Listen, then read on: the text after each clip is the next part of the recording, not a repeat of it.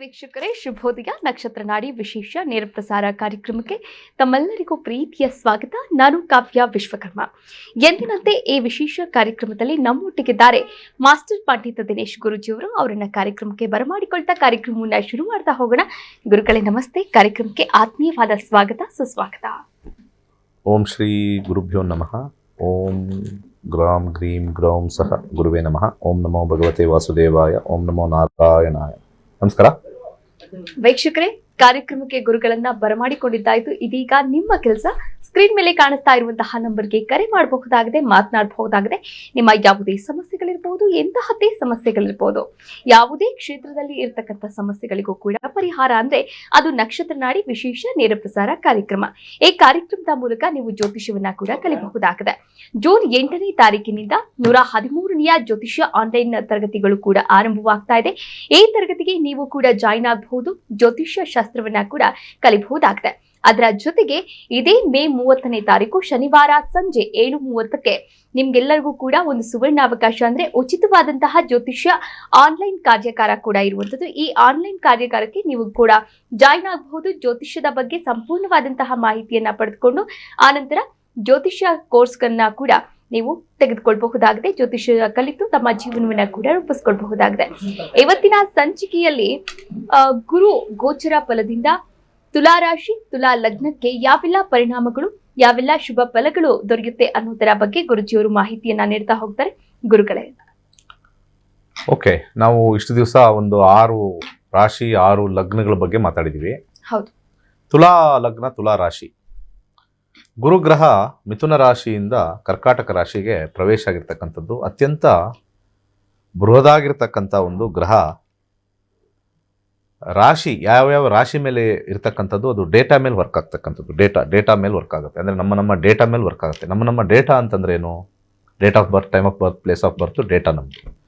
ಆ ಡೇಟಾ ಮೇಲೆ ವರ್ಕ್ ಆಗುತ್ತೆ. ತುಲಾ ಲಗ್ನ, ತುಲಾ ರಾಶಿ ಹೇಳೋಕ್ಕಿಂತ ಮುಂಚೆ ಜೀವನದಲ್ಲಿ ಪ್ರತಿಯೊಂದೂ ಕೂಡ ಬರೆದಿಟ್ಟಿದೆ. ನಾವು ಜಸ್ಟ್ ಆ್ಯಕ್ಟ್ ಮಾಡಬೇಕಷ್ಟೆ.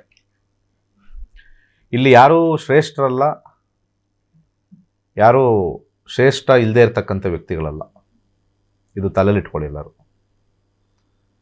ತುಂಬ ಜನ ಹೇಳ್ತಾರೆ, ಕಷ್ಟಪಟ್ಟರೆ ಭಾಳಷ್ಟು ಮೇಲ್ ಬರ್ತೀವಿ, ಕಷ್ಟಪಟ್ಟರೆ ಭಾಳಷ್ಟು ಎತ್ತರಕ್ಕೆ ಬೆಳಿತೀವಿ ಅಂತ. ಮೂಲ ಜಾತಕದಲ್ಲಿ ಭಗವಂತನ ಲಿಪಿ ಬರೆದಿಟ್ಟಿರುತ್ತೆ. ಇಂಥ ಆತ್ಮ ಇಂಥ ಕಾರ್ಯಗಳನ್ನ ಮಾಡಬೇಕು ಅಂತ ಹೇಳಿ. ಇನ್ನು ಮಿಕ್ಕಿದೆಲ್ಲ ಅಲ್ಲಿ ಬರೀ ನಾವು ಆ್ಯಕ್ಟ್ ಮಾಡಬೇಕಷ್ಟೆ. ಅವ್ರು ಸನ್ಯಾಸಿ ಆಗಲಿ, ಸನ್ಯಾಸಿ ಆ್ಯಕ್ಟ್ ಮಾಡ್ತಾನೆ. ಮಿನಿಸ್ಟ್ರ್ ಆಗಲಿ, ಮಿನಿಸ್ಟ್ರಾಗಿ ಆ್ಯಕ್ಟ್ ಮಾಡ್ತಾನೆ. ಯಾವುದಾದ್ರೂ ಕೂಡ ಆ್ಯಕ್ಟಿಂಗ್ ಕಾಮನ್. ಇದನ್ನು ಮೈಂಡಲ್ಲಿ ಇಟ್ಕೊಳ್ಳಿ. ಬಹಳ ಪ್ರಮುಖವಾಗಿ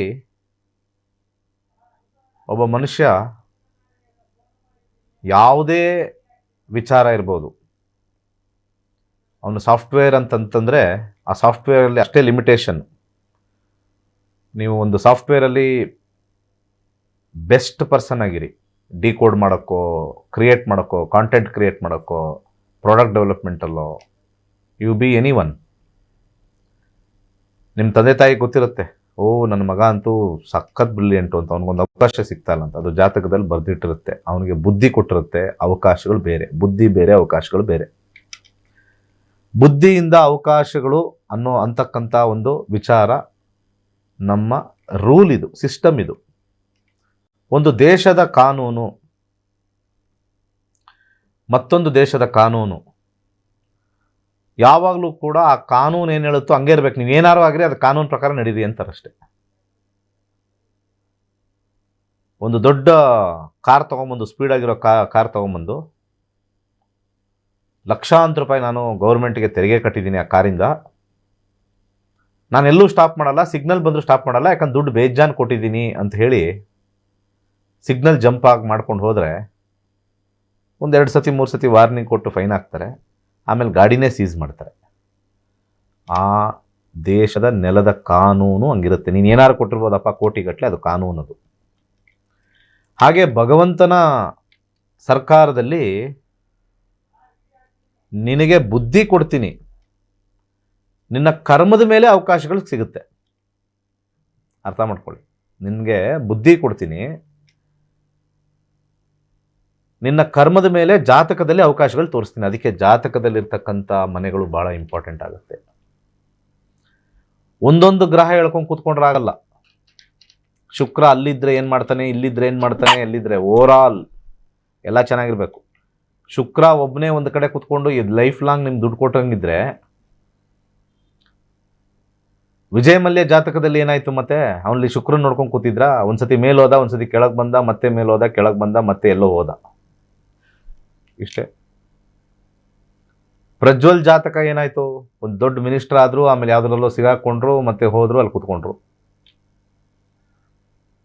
ದರ್ಶನ್ ಜಾತಕಗಳಲ್ಲಿ ಏನಾಗಿರುತ್ತೆ? ಅತ್ಯಂತ ಕಮ್ಮಿ, ಬಹಳ ಕಷ್ಟಪಟ್ಟು ಬಂದಿದ್ದು ಅಂತೆಲ್ಲ ಹೇಳಿದ್ರು ಮೊದಲು. ಆಮೇಲೆ ಭಾಳಷ್ಟು ದೊಡ್ಡ ದೊಡ್ಡ ಸಿನಿಮಾ ಮಾಡಿದ್ರು, ಸಾಕಷ್ಟು ಸಂಪಾದನೆ ಮಾಡಿದ್ರು, ಹೆಸರು ಮಾಡಿದ್ರು, ಜನ ಸಮೂಹ ಮಾಡಿದ್ರು. ಇವಾಗ ಅದೇ ಜನ ಏನು ಮಾಡಿದ್ರು ಏನು ಅಲ್ಲಾಡ್ಸೋಕ್ಕಾಗ್ತಾ ಇಲ್ಲ. ಇದೇ ವಿಧಿ. ಏನಾರು ಅಲ್ಲಾಡ್ಸೋಕ್ಕಾಗ್ತಾ ಇದೆಯಾ? ಎಲ್ಲ ಪೂರ್ವ ನಿಯೋಜಿತ, ಆಲ್ರೆಡಿ ಡಿಸೈಡ್ ಆಗಿರುತ್ತೆ. ನಾವೇನಿಲ್ಲ, ಬರೀ ಆ್ಯಕ್ಟಿಂಗ್ ಮಾಡೋಕ್ಕಷ್ಟೆ. ಈ ಆ್ಯಕ್ಟಿಂಗ್ ಮಾಡೋ ವಿಚಾರದಲ್ಲಿ ನಾವು ತಿಳ್ಕೋಬೇಕಾಗಿರ್ತಕ್ಕಂಥದ್ದು ಸಮಾಧಾನ, ಒಳ್ಳೆತನ. Recording in progress. ಬಹಳ ಇಂಪಾರ್ಟೆಂಟ್ ಆಗಿರ್ತಕ್ಕಂಥದ್ದು. ಫಸ್ಟ್ ಆ್ಯಂಡ್ ಫಾರ್ಮೋಸ್ಟ್ ಯಾವಾಗಲೂ ನಮ್ಮ ಜೀವನದಲ್ಲಿ ಅವಕಾಶಗಳು ಬಂದಾಗಲೂ ಕೂಡ ಸಿಗೋದಿಲ್ಲ. ಅವಕಾಶಗಳು ಬಂದಿದೆ, 3 ಲೆವೆಲ್ ಇರುತ್ತೆ. ನಿಮಗೆ ಬುದ್ಧಿ ಇರಬೇಕು, ಅವಕಾಶಗಳು ಬರಬೇಕು, ಅವಕಾಶಗಳು ಬಂದಾದ್ಮೇಲೆ ನೀವು ಸೆಲೆಕ್ಟ್ ಆಗಬೇಕು. ಅದರಲ್ಲಿ 3 ಲೆವೆಲ್ ಹೋಗ್ಬೇಕು. ಇದು ಎಲ್ಲ ಏರಿಯಾದಲ್ಲೂ ಇರ್ತಾನೆ. ಭಗವಂತನ ಇಚ್ಛೆ, ಅತಿವೃಷ್ಟಿ ಅನಾವೃಷ್ಟಿ ಅಂತ ಮಾಡ್ತಕ್ಕಂಥದ್ದೇ ಭಗವಂತನ ಲೀಲೆ. ಪ್ರಕೃತಿಲಿ ಹೇಗೆ ಅತಿವೃಷ್ಟಿ ಅನಾವೃಷ್ಟಿ ಆಗುತ್ತೋ ಆ ರೀತಿ ಆಗಿರ್ತಕ್ಕಂಥ ಅತಿವೃಷ್ಟಿ ಅನಾವೃಷ್ಟಿ ಕೂಡ ನಮ್ಮ ಜೀವನದಲ್ಲೂ ಆಗುತ್ತೆ. ಓದ್ದವ್ರಿಗೆಲ್ಲನೂ ಕೂಡ ಕೋಟಿಗಟ್ಟಲೆ ಕೆಲಸ, ಓದ್ದವ್ರಿಗೆ ಎಲ್ಲ ಕೂಡ ಕೋಟಿಗಟ್ಟಲೆ ಕೆಲಸ ಸಿಗಬೇಕು ಅನ್ನೋದೇನಿಲ್ಲ. ಓದ್ದೇ ಇರೋರಿಗೆಲ್ಲ ಕೋಟಿಗಟ್ಟಲೆ ಬರಲ್ಲ ಅಂತನೂ ಏನೂ ಇಲ್ಲ ಅಲ್ವಾ? ಯೋಚನೆ ಮಾಡಿ. ಅದಕ್ಕೆ ನಮ್ಮ ಕರ್ಮವನ್ನು ತಿಳ್ಕೊಳ್ಳೋಕ್ಕೆ ನಮ್ಮ ಋಷಿಮುನಿಗಳು ಭಾಳ ಅದ್ಭುತವಾಗಿರ್ತಕ್ಕಂಥ ಒಂದು ವಿಚಾರವನ್ನು ಕೊಟ್ಟಿರ್ತಕ್ಕಂಥದ್ದು 2. ಒಂದು ಗ್ರಂಥಗಳು, ಮಹಾಭಾರತ, ರಾಮಾಯಣ, ಭಗವದ್ಗೀತಾ, ಇವೆಲ್ಲ ತಿಳ್ಕೊಂಡು ಸಮಾಧಾನವಾಗಿರೋ. ಅದರಲ್ಲೂ ಹೇಳೋದು ಒಂದೇನೆ, ನಿನ್ನ ಕರ್ಮ ನೀನು ಮಾಡು, ಆಸೆ ಆಕಾಂಕ್ಷೆಗಳು ನನಗೆ ಬಿಡು, ಅದ್ರ ಬಗ್ಗೆ ತಲೆ ಕೆಡಿಸ್ಕೊಬೇಡ. ಯಾಕೆಂದರೆ ನಾವು ಕರ್ಮಕ್ಕೆ ನಾವು ಆಸೆ ಆಕಾಂಕ್ಷೆಗಳು ಇಟ್ಕೊಂಡ್ರೆ ಆಗಿಲ್ಲ ಅಂದಾಗ ಮನಸ್ಸಿಗೆ ನೋವಾಗುತ್ತೆ, ಆದಾಗ ದುರಹಂಕಾರ ಬರುತ್ತೆ. ಇಂಥ ಸಂದರ್ಭದಲ್ಲಿ ನಾವು ಸಮಾಧಾನ ಚಿತ್ತವಾಗಿದ್ದು ಬಂದಿದ್ದೆಲ್ಲ ಬರಲಿ, ಪಾಂಡುರಂಗನ ದಯೆ ಇರಲಿ ಅಂತ ಹೇಳೋದೇ ರಾಮಾಯಣ, ಮಹಾಭಾರತ ಮತ್ತು ಭಗವದ್ಗೀತೆಯ ಮೂಲ ಸಾರ. ರಾಮನ ದೇವರು ಅಂತ ಹೇಳಿದ್ವಿ, ಅವನು ಯಾಕಪ್ಪ ಕಾಡ್ಬೋದ ದೇವರಾಗ್ಬಿಟ್ಟು ಅಂತ ಎಲ್ಲ ಕ್ವಶನ್ ಮಾಡ್ತಾರೆ. ಅದು ಕರ್ಮಸಿದ್ಧ ಅಂತ, ದೇವ್ರಿಗಾದರೂ ಬಿಡಲ್ಲ ಅಂತ. ರಾಕ್ಷಸನಿಗೆ ಯಾವುದೂ ಕೂಡ ವನವಾಸ ಇರಲಿಲ್ಲ, ರಾವಣನಿಗೆ ಎಲ್ಲಿ ವನವಾಸ ಇತ್ತು? ಇರಲಿಲ್ಲ. ಅವನು ಆ ಒಂದು ರಾಜವೈಭೋಗದಲ್ಲಿದ್ದ. ಸೊ ದುರಾಂಕಾರ ಬಂದಿದ ತಕ್ಷಣ ಬಂತ ಅಂತ ನೋಡಿದ್ರೆ, ದುರಾಂಕಾರ ಇಲ್ಲದೆ ಹೋಗಲಿ ವಿಧಿ, ಅದು ಒಂದು ಕ್ರಿಯೆ. ಈಗ ನಡೀತಕ್ಕಂಥ ದುರಹಂಕಾರ ಅಥವಾ ಕೋಪ ತಾಪಗಳು ಮುಂದಿನ ಜನ್ಮದಲ್ಲಿ ಏಟು ಬೀಳುತ್ತೆ ಅಂತ ಹೇಳಿ ರಾವಣನ ಹಿಂದಿನ ಜನ್ಮದಲ್ಲಿ ಮಾಡಿರ್ತಕ್ಕಂಥ ತಪ್ಪುಗಳು ಈಗ ಮತ್ತೆ ಅದನ್ನು ಶಿಕ್ಷೆಯಾಗಿ ಅನುಭವಿಸ್ತಕ್ಕಂಥದ್ದೇ ದೇವರ ಸರ್ಕಾರದ ನಿಯಮ. ಇದನ್ನಿಷ್ಟು ಅರ್ಥ ಮಾಡಿಕೊಂಡ್ರೆ ಎಲ್ಲರೂ ಜ್ಯೋತಿಷ್ಯ ಕಲಿಯೋದ್ರಿಂದ ದೇವರ ಸರ್ಕಾರದ ನಮಗೆ ಕೊಟ್ಟಿರ್ತಕ್ಕಂಥ ಒಂದು ಪಾಸ್ಬುಕ್ಕು, ಆ ಪಾಸ್ಬುಕ್ಕೇ ಜ್ಯೋತಿಷ್ಯ. ಆ ಜ್ಯೋತಿಷ್ಯದಲ್ಲಿ ಏನು ಅಡಗಿದೆ ಅಂತ ತಿಳ್ಕೊಳ್ಳೋದೇ ರಹಸ್ಯ. ಆ ರಹಸ್ಯನ ಡಿಕೋಡ್ ಮಾಡಿರೋದೇ ನಮ್ಮ ಋಷಿಮುನಿಗಳು. ಆ ರಹಸ್ಯನ ತಗೊಂಡು ನಿಮಗೆ ಟೋಪಿ ಹಾಕ್ತಕ್ಕಂಥ, ಮಖಮಲ್ ಟೋಪಿ ಹಾಕ್ತಕ್ಕಂಥವ್ರು ಕ್ಯೂ ಅಲ್ಲಿ ನಿಂತಿದ್ದಾರೆ. ಎಲ್ಲ ವಿಚಾರದಲ್ಲೂ ಟೋಪಿ ಹಾಕ್ತಾರೆ, ನಿಮಗೆ ಖಂಡಿತ ಟೋಪಿ ಹಾಕ್ತಾರೆ. ಸೊ ಆ ರೀತಿಯಾಗಿರ್ತಕ್ಕಂಥ ವಿಚಾರದಲ್ಲಿ ಮಖಮಲ್ ಟೋಪಿ ಹಾಕ್ಸ್ಕೊಳ್ಳೋದು ಕ್ಷೇತ್ರದಲ್ಲಿ ಅದು ಬರೆದಿಟ್ಟಿರುತ್ತೆ. ಒಂದು ಮಾತ್ರ ಏರಿಯಾ ಭಗವಂತ ಖಾಲಿ ಬಿಟ್ಟಿದ್ದಾನೆ. ವಿವೇಚನೆ ಮತ್ತು ವಿವೇಕ. ವಿವೇಚನೆ ಮತ್ತು ವಿವೇಕ. Discrimination and common sense. ಇವೆರಡು ಭಾಳ ಇಂಪಾರ್ಟೆಂಟ್. ನಾವು ಡಿಸ್ಕ್ರಿಮಿನೇಟರಿ ಮೈಂಡ್ನ ನಾವು ಡೆವಲಪ್ ಮಾಡ್ಕೋಬೇಕು. ಅದು ದೇವ್ರು ಕೊಡಲ್ಲ. ನಾವೇನಾದ್ರು ಹುಚ್ಚರಾಗಿದ್ದರೆ ಅದಿರಲ್ಲ. ಬಟ್ ನಾರ್ಮಲ್ಲು ಮಾನವ ಜನ್ಮ ಶ್ರೇಷ್ಠ. 84 ಲಕ್ಷ ಜೀವರಾಶಿಯಲ್ಲಿ ಮಾನವ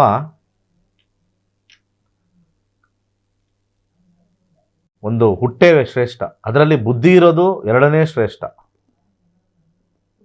ಆ ಬುದ್ಧಿ ಉಪಯೋಗಿಸ್ಕೊಂಡು ನಮ್ಮ ಕಾರ್ಯಗಳನ್ನು ಮಾಡ್ಕೊಳ್ಳೋದು 3ನೇ ಶ್ರೇಷ್ಠ. ಆ ಬುದ್ಧಿಯು ಇದ್ದು ಉಪಯೋಗಿಸಿ ಕಾರ್ಯಗಳನ್ನ ಮಾಡಿ ಅದರಲ್ಲಿ ಜಯಗಳಿಸೋದು ಶಾಸ್ತ್ರದಲ್ಲಿ ಬರೆದಿಟ್ಟಕ್ಕಂಥ ಕರ್ಮದ ಶ್ರೇಷ್ಠ. ಇನ್ನು ಜನಸಮೂಹದಲ್ಲಿ ಅತ್ಯಂತ ಎತ್ತರಕ್ಕೆ ಬೆಳೀತಕ್ಕಂಥದ್ದು ಆ ಕರ್ಮ ಸಿದ್ಧಾಂತದಲ್ಲಿ ಅದು 5ನೇ ಶ್ರೇಷ್ಠ. ಮನುಷ್ಯನಾಗಿ ಹುಟ್ಟೋದೇ ಶ್ರೇಷ್ಠ. ಅದರಲ್ಲಿ ಅತ್ಯಂತ ಎತ್ತರದಲ್ಲಿ ಬರೀತಕ್ಕಂಥದ್ದು ಇನ್ನೂ ಶ್ರೇಷ್ಠದಲ್ಲಿ ಶ್ರೇಷ್ಠ. ಯಾಕಂದರೆ ಜನಸಮೂಹ ಅದು ಪೂರ್ವ ಪುಣ್ಯ ಅಂತ ಕರೀತಾರೆ. ಇದನ್ನು ನೀವೆಲ್ಲರೂ ಅರ್ಥ ಮಾಡಿಕೊಂಡ್ರೆ ಅವರವರ ಪುಣ್ಯ ತಕ್ಕನಾಗೆ ಅವರವರ ಕರ್ಮ ತಕ್ಕನಾಗೆ ಅವ್ರು ಬೆಳೀತಾರೆ. ಯಾವ ಶಾಸ್ತ್ರಿಗಳು ಶಾಸ್ತ್ರ ಹೇಳ್ತಕ್ಕಂಥವರೆಲ್ಲ ಏನು ದೊಡ್ಡದಾಗಿ ಬೆಳೆಯೋಕ್ಕಾಗಲ್ಲ. ಅವರಿಗೆ ವಿವೇಕ ಹೆಚ್ಚಾಗಬಹುದು, ವಿವೇಚನೆ ಹೆಚ್ಚಾಗ್ಬೋದು.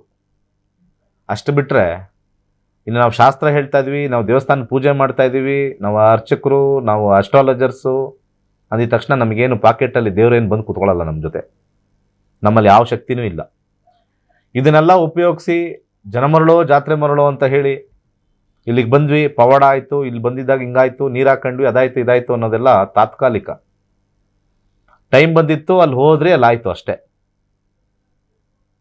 ಯಾವುದೋ ಒಂದು ಸಣ್ಣ ಸಮೂಹ ಒಂದು ದೇವಸ್ಥಾನಕ್ಕೆ ಹೋಗಿ ಅಲ್ಲಿ ಏನೋ ಒಂದು ತೀರ್ಥ ಹಾಕ್ಕೊಂಡ್ರೋ, ನೀರು ಹಾಕ್ಕೊಂಡ್ರೋ, ಸ್ನಾನ ಮಾಡಿದ್ರು ಅಂತ ಹೇಳ್ತಕ್ಕಂಥದ್ದು ಒಂದು ಸಣ್ಣ ಸಮೂಹ.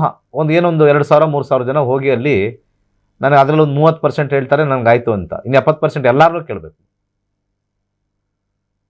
ಹಣೆ ಬರಹ ಅಂತ ಇರ್ತಕ್ಕಂಥದ್ದು ನೀವು ಹಾಲಿನ ಅಭಿಷೇಕ ಮಾಡಿಕೊಂಡ್ರು ಆ ದೇವಸ್ಥಾನಕ್ಕೆ ಹೋಗಿ ಏನೂ ಆಗಲ್ಲ. ನೀರಿನ ಅಭಿಷೇಕ ಹಾಕ್ಕೊಂಡ್ರು ಏನೂ ಆಗಲ್ಲ. ನಿಮ್ಮ ಹಣೆ ಬರ ಚೆನ್ನಾಗಿತ್ತು ಅಂತಂದರೆ ಅಲ್ಲಿ ಸುಮ್ಮನೆ ಅಲ್ಲಿ ನೋಡಿದಾಗಲೂ, ಆ ದೇವಸ್ಥಾನ ನೋಡಿದಾಗಲೂ ನಿಮ್ಗೆ ಒಳ್ಳೇದಾಗ್ಬಿಡುತ್ತೆ. ಇಲ್ಲ ಅಂದರೆ ಅಲ್ಲಿ ಹೋಗಿ ಉರುಳು ಸೇವೆ ಮಾಡಿ 6 ತಿಂಗಳು ಸೇವೆ ಮಾಡಿ ಎಲ್ಲ ಮಾಡಿದ್ರೂ ಕೂಡ ನಿಮ್ಮ ಗಂಡ ಚೇಂಜ್ ಆಗಲ್ಲ, ನಿಮ್ಮ ಮದುವೆ ಆಗಲ್ಲ, ಮಕ್ಕಳಾಗಲ್ಲ. ಬರೆದಿಟ್ಟಿರ್ಬೇಕು ಫಸ್ಟೇ. ಪೂರ್ವ ನಿಯೋಜಿತ ಆಗಿರ್ತಕ್ಕಂಥ ಜಾತಕ ಬರೆದಿಟ್ಟಿರಬೇಕು.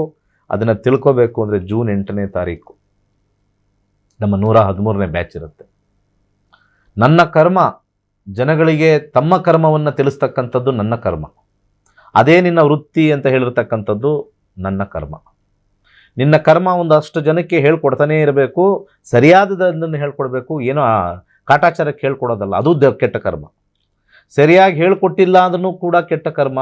ಅದಕ್ಕೆ ನಾನು ಆ್ಯಪು ಕೊಡ್ತಾ ಇದ್ದೀನಿ, PDF ಕೊಡ್ತಾ ಇದ್ದೀನಿ, ಬುಕ್ಗಳು ಕೊಡ್ತಾ ಇದ್ದೀನಿ ಬರೆದಿರ್ತಕ್ಕಂಥದ್ದು ನನ್ನ ಕ್ಲಾಸಲ್ಲಿ. ಇವೆಲ್ಲ ಒಳ್ಳೆಯ ಕರ್ಮಗಳು. ಇದೇನೂ ಕೊಡದಲೇ ನಾನು ಏನೂ ಕೊಡದಿಲ್ಲ ಹಾಗೇ ಪಾಠ ಮಾಡಿದ್ರೆ ಅದು ಕೆಟ್ಟ ಕರ್ಮ. ಪರಿಪೂರ್ಣವಾಗಿ ನಿನಗೇನು ಕೊಟ್ಟಿದ್ದೀನೋ ಅದು ಇನ್ನೊಬ್ರಿಗೆ ಹಂಚು. ಸೊ ಉಚಿತ ಅಂತಂದಾಗ ಯಾಕೆ ಉಚಿತ ಮಾಡ್ತಾ ಇದ್ದೀವಿ ಅಂತಂದರೆ ಭರವಸೆಗೆ ಗೋಸ್ಕರ ಉಚಿತ. ಉಚಿತ ಕಾರ್ಯಾಗಾರ ಅಂತಂದರೆ ಉಚಿತ ಇನ್ಫಾರ್ಮೇಷನ್ನು ಅದರೊಳಗೆ ಜಾತ್ ಕೇಳ್ಬೋದು ಅಂತಲ್ಲ, ಒಂದು ಭರವಸೆ. ಒಬ್ಬರು ಒಂದು ಸ್ವೀಟ್ ಅಂಗಡಿಗೆ ಹೋಗ್ತಾರೆ. ಸ್ವೀಟ್ ಅಂಗಡಿಗೆ ಹೋದಾಗ ಎಲ್ಲ ಸ್ವೀಟ್ಗಳು ತೋರಿಸ್ತಾರಲ್ಲಿ. ನೀವು ಅಲ್ಲಿ ಮೈಸೂರು ಪಾಕ್ ಚೆನ್ನಾಗಿ ಕಾಣಿಸುತ್ತೆ, ಕಣ್ಣಿಗೆ ಚೆನ್ನಾಗಿ ಕಾಣಿಸುತ್ತೆ. ಕೊಡಪ್ಪ ಒಂದು ಪೀಸ್ ನೋಡೋಣ ಅಂತೀರ, ತಿಂತೀರಾ. ನಿಮಗೆ ಸಮಾಧಾನ ಆದರೆ ಅದು ಫ್ರೀ. ಅದು ಸಮಾಧಾನ ಆದರೆ ಪ್ಯಾಕ್ ಮಾಡು. ಸಮಾಧಾನ ಆಗಿದೆ, ಯಾಕೋ ಟೇಸ್ಟ್ ಚೆನ್ನಾಗಿಲ್ಲ ರೀ, ಯಾಕೋ ತುಪ್ಪ ಎಲ್ಲ ಒಂದು ಸ್ವಲ್ಪ ಒಂಥರ ಟೇಸ್ಟ್ ಹಳೇದು ಸ್ಮೆಲ್ ಬರ್ತಾ ಇದೆ, ಬೇಡ. That is free. So this is also free. Free means ಅರ್ಥ ಮಾಡ್ಕೊಳ್ಳಿ. ಫ್ರೀ ಅಂದರೆ ಬಹಳ ಇಂಪಾರ್ಟೆಂಟಾಗಿ ತಲ್ಲಿಟ್ಕೊಳ್ಳಿ. It is a decision making hour. ಹೇಗಿರುತ್ತೆ ಅಂತ ಒಂದು ಪಕ್ಷಿ ನೋಟ. ಇನ್ನು ತುಲಾ ಲಗ್ನಕ್ಕೆ ಬರೋಣ. ತುಲಾ ಲಗ್ನ ತುಲಾ ರಾಶಿ. ತುಲಾ ಲಗ್ನ ತುಲಾ ರಾಶಿಯಲ್ಲಿರ್ತಕ್ಕಂಥವ್ರಿಗೆ 10ನೇ ಮನೆಯಲ್ಲಿ ಗುರುಗ್ರಹ 10ಕ್ಕೆ ಪ್ರವೇಶ. ಭಾಳ ಅದ್ಭುತವಾಗಿರ್ತಕ್ಕಂಥ ಸಮಯ. ವೃತ್ತಿಯಲ್ಲಿರ್ತಕ್ಕಂಥವ್ರಿಗೆ, ಬಿಸ್ನೆಸ್ಸಲ್ಲಿರ್ತಕ್ಕಂಥವ್ರಿಗೆ ಎಜುಕೇಷನ್ ಇರ್ತಕ್ಕಂಥವ್ರಿಗೆ ಬಹಳ ಅದ್ಭುತವಾಗಿರ್ತಕ್ಕಂಥ ಹೆಸರು ಕೀರ್ತಿ ಪ್ರತಿಷ್ಠೆ ಬರ್ತಕ್ಕಂಥದ್ದು ತೋರಿಸ್ತಾ ಇದೆ. ಬಿಲ್ಡಿಂಗ್ ಸೇಲ್ ಮಾಡೋರಿಗೆ, ಲ್ಯಾಂಡ್ ಸೇಲ್ ಮಾಡೋರಿಗೆ ಉತ್ತಮವಾಗಿರ್ತಕ್ಕಂಥ ಸಮಯ, ಒಳ್ಳೆ ದುಡ್ಡು ಬರುತ್ತೆ ಸೇಲ್ ಮಾಡಿದ್ರೆ. 10ನೇ ಮನೆ ಸೇಲ್ ಆಫ್ ಪ್ರಾಪರ್ಟಿ ಅಂತ ನಾವು ಕರಿತೀವಿ. ಅದ್ರ ಜೊತೆಗೆ ವಿಶೇಷವಾಗಿ ವೈವಾಹಿಕ ಜೀವನದಲ್ಲಿ ಸ್ವಲ್ಪ ನಾನು ಅನ್ನೋದು ಸ್ವಲ್ಪ ಹೆಚ್ಚಾಗಿ ಬರ್ತಕ್ಕಂಥದ್ದು. ನಾನೇ ಗ್ರೇಟ್ ಅಂತ ಬರ್ತಕ್ಕಂಥದ್ದು ಹೆಚ್ಚಾಗಿ.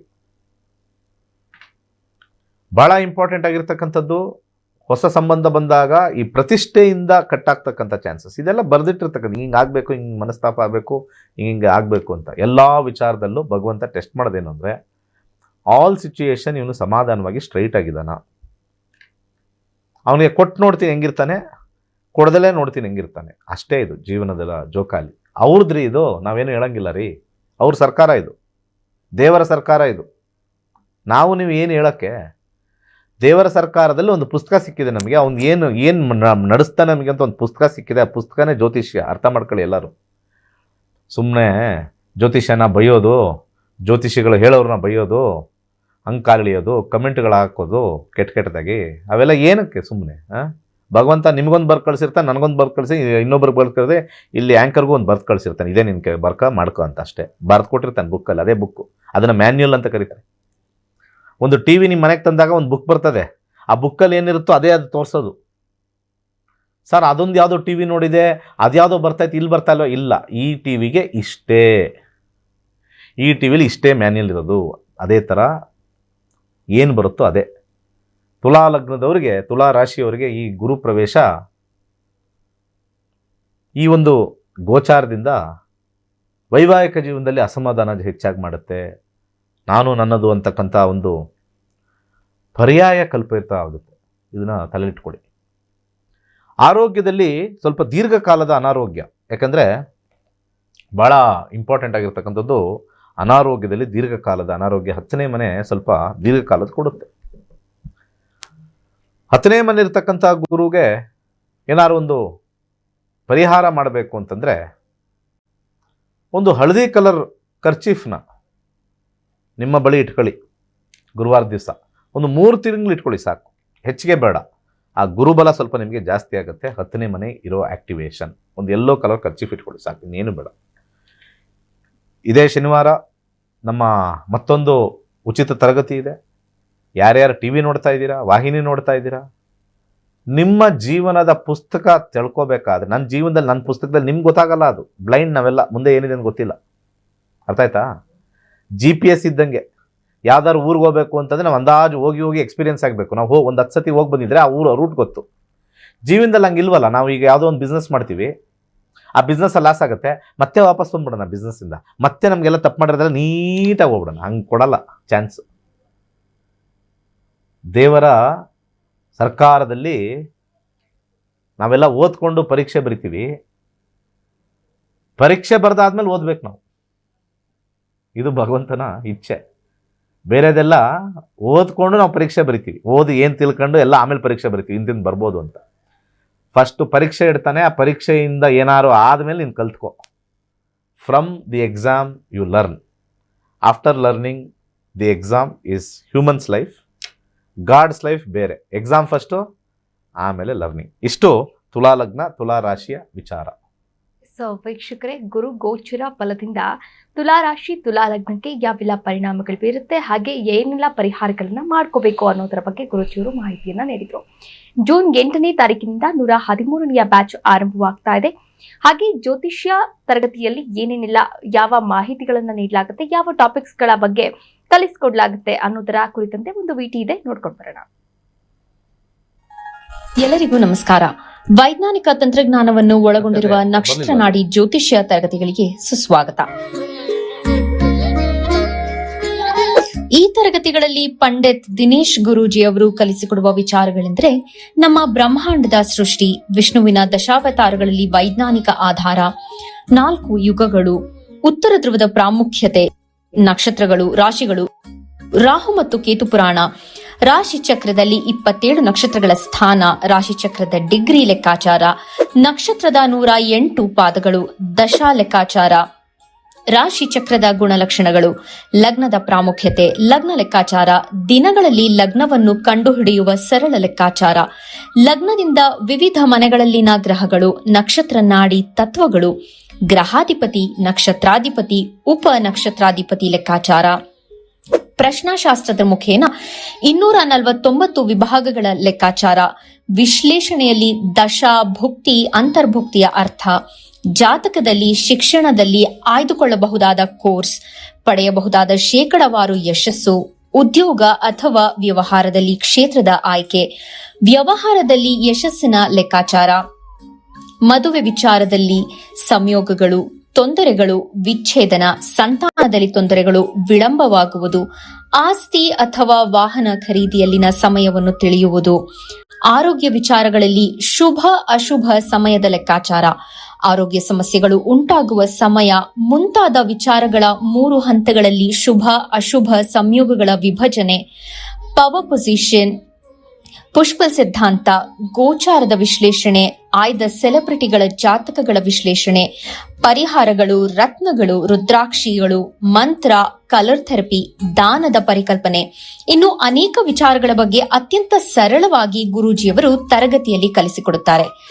ಈ ತರಗತಿ ಜೊತೆಗೆ ಅತ್ಯಾಧುನಿಕ ತಂತ್ರಜ್ಞಾನದಿಂದ ಬಳಕೆಯಲ್ಲಿರುವ ಗೋಲ್ಡ್ ಟ್ರೀ ಆಸ್ಟ್ರೋ ಆಪ್ ಮೂಲಕ ಜಾತಕವನ್ನು ಪರಿಶೀಲಿಸುವ ಸುಲಭವಾದ ತಂತ್ರಗಳನ್ನು ಗುರೂಜಿಯವರು ತಿಳಿಸಿಕೊಡುತ್ತಾರೆ. ಜೀವನಕ್ಕೆ ಅತ್ಯಗತ್ಯವಾಗಿರುವ ವಿಚಾರಗಳನ್ನು ತಿಳಿಯಲು ಇಂದೇ ಈ ನಕ್ಷತ್ರ ನಾಡಿ ತರಗತಿಯನ್ನು ಸೇರಿ ನಿಮ್ಮ ಜೀವನದ ವಿಚಾರಗಳಿಗೆ ಮಾರ್ಗದರ್ಶಕವಾಗಿರುವ ಜ್ಯೋತಿಷ್ಯವನ್ನು ಅಳವಡಿಸಿಕೊಳ್ಳಿ. ಹೆಚ್ಚಿನ ಮಾಹಿತಿಗೆ ಇಂದೇ ನಮ್ಮ ನಕ್ಷತ್ರ ನಾಡಿಯನ್ನು ಸಂಪರ್ಕಿಸಿ. ಧನ್ಯವಾದಗಳು. ವೀಕ್ಷಕರೇ, ನಿಮ್ಮ ಭವಿಷ್ಯದ ಬಗ್ಗೆ ನೀವು ತಿಳ್ಕೋಬೇಕಾ? ನಿಮ್ಮ ಭವಿಷ್ಯವನ್ನ ರೂಪಿಸ್ಕೋಬೇಕಾ? ಹಾಗಾದ್ರೆ ನಕ್ಷತ್ರ ನಾಡಿ ತರಗತಿಗೆ ನೀವು ಕೂಡ ಜಾಯಿನ್ ಆಗಿ, ರಿಜಿಸ್ಟರ್ ಆಗಿ ಜ್ಯೋತಿಷ್ಯವನ್ನ ಕಲಿರಿ ಅಂತ ಹೇಳ್ತಾ ಕಾರ್ಯಕ್ರಮವನ್ನ ಮುಂದುವರಿಸ್ತಾ ಹೋಗೋಣ. ಒಂದು ಕರೆ ಸಿದ್ಧವಾಗಿದೆ. ನಮಸ್ತೆ, ಎಲ್ಲಿಂದ ಕಾಲ್ ಮಾಡ್ತಾ ಇದ್ದೀರಾ? ತಮ್ಮ ಹೆಸರು? ಹಲೋ, ನಮಸ್ತೆ ಮಾ, ತಮ್ಮ ಹೆಸರು ಹೇಳಿ. ಸುನೀತಾ ಅಂತ ಹೇಳಿ ಮೇಡಮ್. ಮಗನ ಬಗ್ಗೆ ಕೇಳಬೇಕು, ಉದ್ಯೋಗದ ಬಗ್ಗೆ. ಅವರ ಡೇಟ್ ಆಫ್ ಬರ್ತ್ ಹೇಳಿ. ಇಲ್ಲ, ನಂಬರ್ ಹೇಳ್ತೀನಿ. ಓಕೆ, ಹೇಳಿ ಮಾ. 1 to 2 29. 29. ಹ್ಮ್. ಯಾವ ವಿಚಾರವಾಗಿ ಕೇಳ್ಬೇಕಾಗಿತ್ತು? ಉದ್ಯೋಗದ ಬಗ್ಗೆ ಕೇಳ್ಬೇಕು ಮೇಡಮ್. ಉದ್ಯೋಗ ಸಿಗ್ತಾ ಇಲ್ಲ. ಇವಾಗ ಏನ್ ಮಾಡ್ಕೊಂಡಿದ್ದಾರೆ? ಏನ್ ಸ್ಟಡೀಸ್ ಮಾಡಿದ್ದಾರೆ? ಇಂಜಿನಿಯರ್ ಮಾಡಿ MS ಮಾಡಿದ್ದಾರೆ. ಓಕೆ, ಗುರುಗಳಿದ್ದಾರೆ, ಮಾತನಾಡಬಹುದು. ನಮಸ್ಕಾರ. ನಮಸ್ತೆ ಗುರುಗಳೇ. ಉದ್ಯೋಗದ ಬಗ್ಗೆ ಪ್ರಶ್ನೆ. ಹೌದು. 10ನೇ ಮನೆ ನೋಡೋಣ. ಇನ್ನು ಉದ್ಯೋಗ ಈಗ ಸಿಕ್ಕಿಲ್ಲ. ಬೇರೆ ಯಾವಾಗ ಮುಗಿಸಿದ್ರು? ಬಂದ್ಬಿಟ್ಟಿದೆ. ಯಾವಾಗ ಮುಗಿಸಿದ್ದು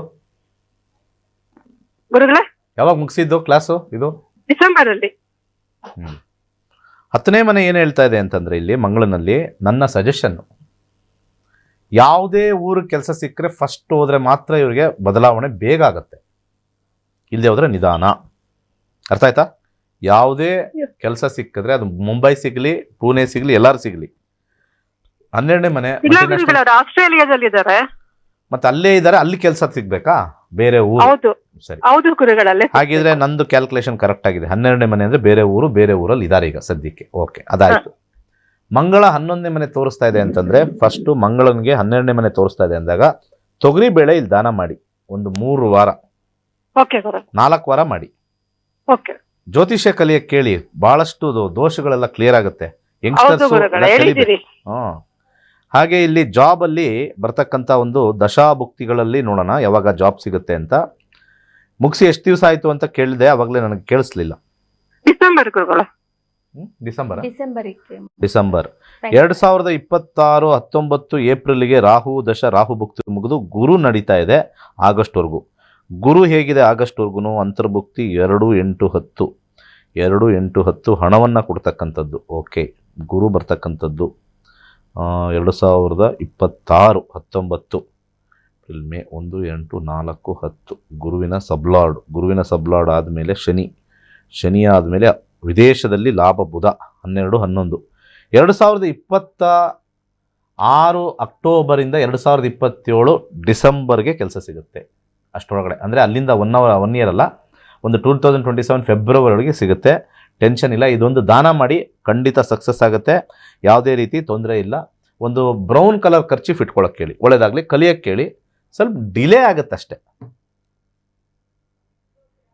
ಎಸ್ ವೀಕ್ಷಕರೇ, ನೀವು ಕೂಡ ಕರೆ ಮಾಡಬಹುದಾಗಿದೆ. ಹಾಗೆ ಜ್ಯೋತಿಷ್ಯ ಶಾಸ್ತ್ರವನ್ನ ಕಲಿಯುವಂತಹ ಆಸಕ್ತಿ ನಿಮ್ಮಲ್ಲಿದ್ರೆ ನೀವು ಕೂಡ ರಿಜಿಸ್ಟರ್ ಆಗಿ ಜ್ಯೋತಿಷ್ಯವನ್ನ ಕಲಿತು ತಮ್ಮ ಜೀವನವನ್ನ ನೀವೇ ರೂಪಿಸ್ಕೊಳ್ಬಹುದಾಗಿದೆ. ಈಗಾಗಲೇ ಗುರುಜಿಯವರ ನೇತೃತ್ವದಲ್ಲಿ 65,000ಕ್ಕೂ ಹೆಚ್ಚು ವಿದ್ಯಾರ್ಥಿಗಳು ಜ್ಯೋತಿಷ್ಯವನ್ನ ಕಲಿತಿದ್ದಾರೆ, ತಮ್ಮ ಜೀವನವನ್ನ ಕೂಡ ರೂಪಿಸಿಕೊಂಡಿದ್ದಾರೆ. ಹಾಗೆ ಇವತ್ತಿನ ಒಂದು ವಿಶೇಷವಾದಂತಹ ಸಂಚಿಕೆಯಲ್ಲಿ ಸಾಕಷ್ಟು ವಿಚಾರಗಳ ಬಗ್ಗೆ ಗುರುಜಿಯವರು ಮಾಹಿತಿಯನ್ನ ನೀಡಿದ್ದಾರೆ. ಧನ್ಯವಾದಗಳು ಗುರುಗಳೇ. ಸರ್ವೇ ಜನ ಸುಖಿನೋ ಭವಂತು. ವೀಕ್ಷಕರೇ, ಇದಾಗಿತ್ತು ಇವತ್ತಿನ ನಕ್ಷತ್ರ ನಾಡಿ ವಿಶೇಷ ನೇರ ಪ್ರಸಾರ ಕಾರ್ಯಕ್ರಮ. ನೋಡ್ತಾ ಇರಿ ಕರ್ನಾಟಕ ನ್ಯೂಸ್ ಬೀಟ್, ನ್ಯಾಯ ನಮ್ಮೊಂದಿಗೆ, ನಾವು ನಿಮ್ಮೊಂದಿಗೆ. ಎಲ್ರಿಗೂ ನಮಸ್ಕಾರ. ನನ್ನ ಹೆಸರು ಶೋಭಿತಾ. ನಾನು actually actress, Kannada film industry. ಅದು ನನಗೆ ಮೊದಲಾಗಿ ಜ್ಯೋತಿಷ ಬಗ್ಗೆ ಅಷ್ಟೊಂದು ಗೊತ್ತಿರ್ಲಿಲ್ಲ. ಅಂದ್ರೆ ಜ್ಯೋತಿಷ ಅನ್ನೋದು ಇಂಥ ವರ್ಗಕ್ಕೆ ಸೀಮಿತ ಅನ್ನೋದಿತ್ತು. ಈಗ ನಾವು ಕೂಡ ಜ್ಯೋತಿಷ ಕಲಿಬಹುದು ಅನ್ನೋದನ್ನ ನಮ್ಮ ಗುರುಜಿಯಿಂದ ಅದು ಸಾಧ್ಯ ಆಯ್ತು. ಗುರುಜಿಗೆ ಇದಕ್ಕೆ ಥ್ಯಾಂಕ್ಸ್ ಹೇಳಕ್ ಇಷ್ಟಪಡ್ತೀನಿ. ಮೊದಲನೇದಾಗಿ ನಾನು ಬೇಸಿಕ್ಕಿಂದ ಬಂದು ಈಗ PhD ವರೆಗೂ ಬಂದಿದ್ದೀನಿ. ಇದು ನನಗೆ ನಿಜವಾಗ್ಲೂ ತುಂಬಾ ಖುಷಿ ವಿಚಾರ. ನಮ್ಮ ಲೈಫಲ್ಲಿ ಕೆಲವೊಂದು ಆಗೋ ಘಟನೆಗಳನ್ನ ನೋಡಿದಾಗ, ಸೊ ಇದಕ್ಕೆ ಏನೋ ಒಂದು ರೀಸನ್ ಇರುತ್ತೆ ಅನ್ನೋದು ನೋಡಿದಾಗ, ನಾವು ಜ್ಯೋತಿಷ ಮೂಲಕ ಚಾರ್ಟ್ ಹಾಕೊಂಡು ನೋಡಿದಾಗ ಅದು ಗೊತ್ತಾಗ್ತಾ ಹೋಯ್ತು. ಸೊ ಇದರಿಂದ ನನಗೆ ತುಂಬಾ ಜ್ಯೋತಿಷ ಬಗ್ಗೆ ಒಲವು ಬಂತು. ಇದಕ್ಕೋಸ್ಕರ ನಮ್ಮ ಗುರುಜಿಗೆ ಎಷ್ಟು ಧನ್ಯವಾದ ಹೇಳಿದ್ರು ಸಾಕಾಗಲ್ಲ.